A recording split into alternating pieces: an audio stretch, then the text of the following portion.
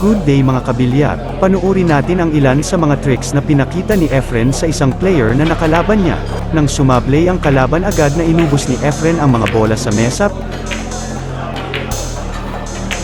Pinakitaan pa ni Efren ang combination shot, ball 2-9. Pinakitaan din ito ni Efren kung paano niya pagalawin ang cue ball sa tamang pwesto.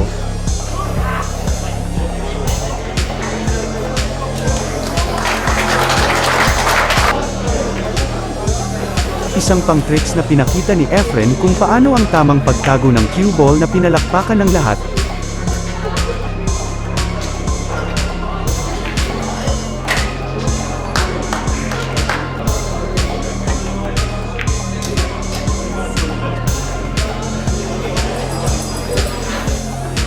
Nagtapos ang laro na panalo si Efren 9-4. Maraming salamat mga kabilyar. Kung hindi ka pa nakasubscribe baka naman